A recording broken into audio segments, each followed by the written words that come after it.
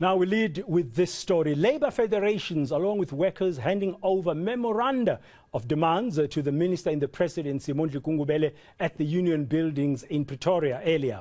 Streets around the country today were draped in red as COSATU and SAFTU embarked on a national shutdown against the escalating cost of living, poor working conditions and high levels of unemployment, among other concerns. eNCA reporter Heidi Giokos following these developments. She's joining us now live from Pretoria. Good afternoon, Heidi. Can you tell us more about the demands that the workers made today to government? Yes, so hundreds affiliated to COSATU Federation as well as SAFTU Federation gathered here at the union buildings, Bradan, to hand over a very long list of demands, but basically top of the list speaks to the massive job crisis that this country faces, especially among the youth. Also the very high cost of living.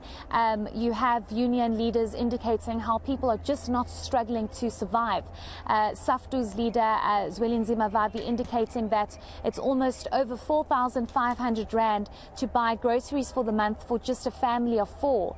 And unions are indicating that this is just unsustainable. Government needs to intervene to some degree, even though we know government has indicated that they can only do so much as they are trying their best to recover the economy, but there are a number of factors at play. I think what's also important to highlight is the fact that the fuel price has increased significantly, and while we are constantly told by governments that it's global factors that have a big role to play, you have South Africans saying, but surely government should intervene to some extent and do something about this. So this was a massive demonstration, basically called a national shutdown by a COSATU Federation as well as SAFTU, to say government needs to listen. Another big issue is salary increases for public servants. We do know that that is currently in negotiations and wage talks are currently underway, but public servants are saying for years they have not received any salary increase, whereas government is saying that the most money that is spent is the public servants' wage bill. So there are a number of issues on the table, but let's perhaps listen to what unions mentioned and listed in their memorandum today. We are here, comrades, to demand that there must be a fuel price cap in this country to afford the majority of the working class to go to work, the majority of the unemployed working class to be able to transport themselves to go and look for work somewhere else. At the current rate of unreliable, unsafety and unaffordable transport, there's no way that our young people will be able to move out and look for jobs. That's what we're here, comrades, to demand, that you can't grow the economy by suffocating the working class for making a living for themselves. It is a day, comrades, where we demand for personal, for community safety of our people. We are here to make a cry about the gender-based violence, that our women, comrades and members of society are unable to move freely in their own community. They live in fear of another human being. We think that safety must be provided to our communities. Safety must be provided for the personal safety of our people. It is in only that we can freely know that we live in a democracy, because we move free. It is only then that we know that we live in a democracy, because the decisions that are taken by the policymakers and those who are in power, particularly in the private sector, are supposed to benefit the majority of these people. Otherwise, comrades, the democracy is not working for us. And Heidi, how did the government respond in the person of Mondli Gungubele, the Minister in the Presidency?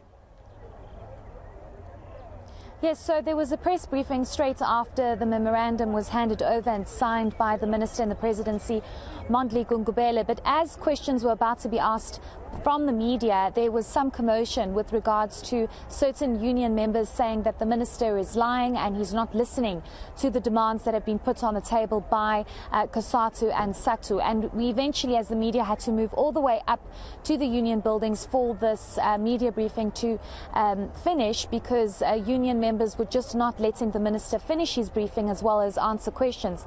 But it seems as though the minister in the presidency says he understands why this national shutdown happened today. He says that union members acted in accordance to their rights to protest and demonstrate, and he says it's of great concern what's been put on that memorandum and the list of demands. He says that government is fully aware of the jobs crisis that this country faces. The cost of living is extremely high. Journalists try to probe the minister with regards to whether or not there's going to be a further drop in the fuel price, because whether we like it or not, it affects almost every single aspect of our lives and how much things go up by, as well as load shedding, which is a massive problem when it comes to economic growth and people basically trying to survive, not only when it comes to economic activity, but also when it comes to crime. That is further exacerbated when there is load shedding. So the minister highlighting that the demands will be looked at, it will be handed over to the necessary officials within the presidency, and they will respond in due course. But whether or not that's going to happen, Bradan, and whether or not those issues are going to be met is basically just a wait and see game, because we've seen demonstration after demonstration with government officials saying they'll respond between 17 and 14 days, and I suppose that the struggles of ordinary South Africans continue. So we do hope that this demonstration and shutdown will yield some results with that memorandum handed over to the minister and the presidency.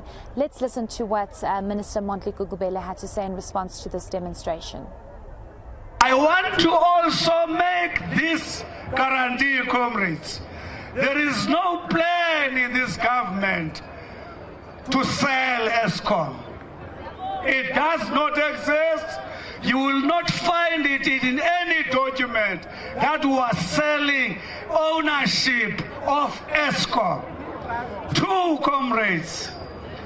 One of the things we have committed under Matamela is that corruption must be dealt with, irrespective of who has done it. That's why the Zondo Commission is online unedited.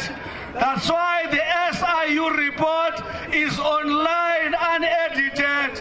It's because we know unless certain things are turned around, that poverty, that inequality is not going to be turned around. That's why we are, as we speak, driving the National Water Resource Agency. That's why, as we speak, SA Connect is penetrating in the country. That's why, as we speak, Spectrum has been released. I can go on and on. It is because there is that commitment. 249 billion this year is committed to infrastructure. 60 going to province and 60 to local government.